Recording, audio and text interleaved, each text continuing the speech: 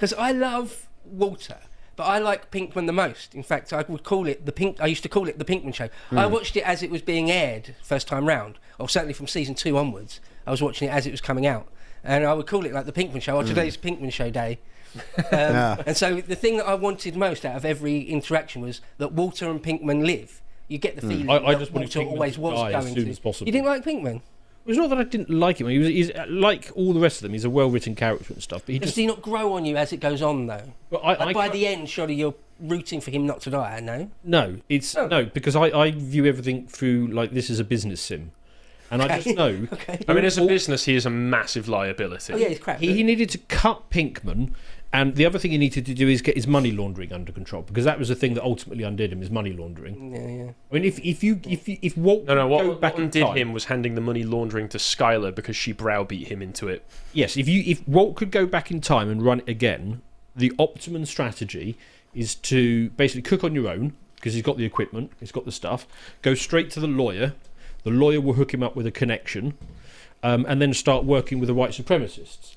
Use them as muscle and take the best character of the entire series, which is Todd. I love Todd. I used to call it the Todd wedding. Oh, really? But there's only 2 characters in the whole thing that refer to Walter as Mr. White. It's his 2 students. It's Todd and it's Jesse. But whereas Todd is 100% reliable, and except for that's one way of putting it. Yeah, you can rely on him to murder a kid. No, but he didn't do it on a whim. He did not do it. In fact, I've got the link. Well, we've got the clip. I think it's the first video. Is it the first one here? Todd kills a child. Yes. The actor's good. What's the actor's name? He's good in nearly everything he's in. Jesse Plemons. Yeah, he's great. He's a good actor. Yeah. Also, we've got to give it to Todd for putting on all of that weight in El Camino and then taking it all off for the final episode. Jack, can you give us the first video? It's right where the cursor is. Right now, before you hit play, I just want you to notice, right? The thing happens. All 3 of them understand exactly what needs to happen, but because Jesse hasn't got balls and Walter doesn't have the balls to murder a child. Yeah, I know. I'm not saying at the drop of a hat. Right. I'm saying once you've got a meth empire, you can't let little things like that 10-year-old. The life of an innocent get in the way of it. Yeah, sure. I know it's wrong. But it is the right business decision, and they all see it. You will see they all see it. And Todd, because he's not good or bad. He is pure. So the pool is pure evil. Baby Holly is pure good, and he is pure neutral. Neutral evil. He's just 100% neutral. Okay. I mean, he simply has no malice in him whatsoever. To be fair, he is portrayed as a bit of a sociopath who probably doesn't have feelings. To be completely neutral does describe a sociopath, a psychopath. He is pure and complete neutrality, right? They all do the calculation, and he acts on it. Right, play it now, Jack.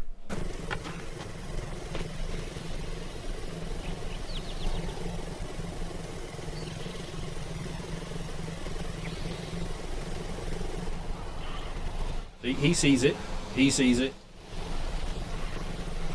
But they're not going to do anything. Todd's a little bit mentally slower, but as soon as he gets there we go. No!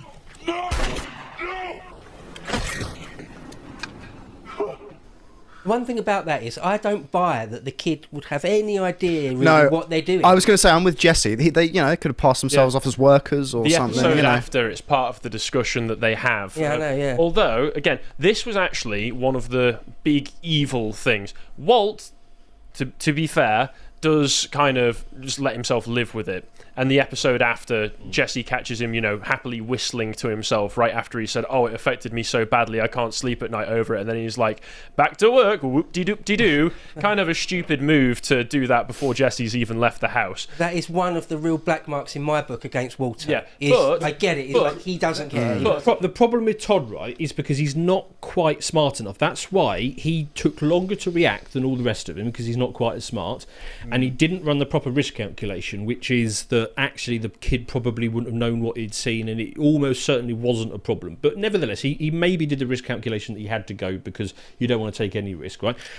I'm telling you, if Todd had an extra 30 or 40 IQ points on him, I would have hired him in a heartbeat when I was working in finance. Yeah, I suppose so. Yeah. But going back to the black mark against Walt, people act as though Drew Sharp, the kid's death, is Walt's fault.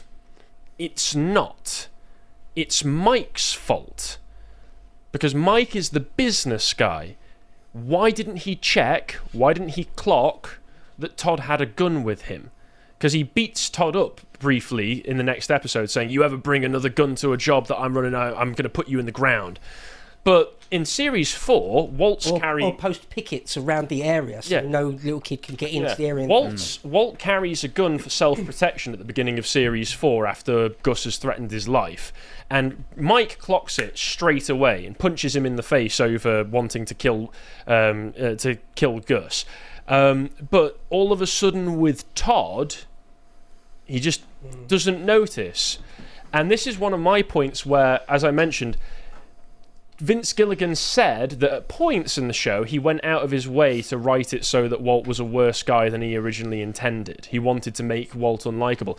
And I feel that Series 5, the first half of it, despite being some of the most exciting that the show gets, you get all the stuff with them reset, like having to get rid of the evidence with the magnet on what... So hang on, Season 5 is just after Frains died. Yeah, after Fring has died, they need to get rid of the evidence of them working in the lab for Fring. They use the magnet. They have to do the heist on the train. That was the perfect episode. Yeah. So that's the end of that episode. Brilliant episode. You end up worrying about Mike's guys on the inside of prison, and Walt has to team up with the Aryan Brotherhood to get rid of all of them in 2 minutes.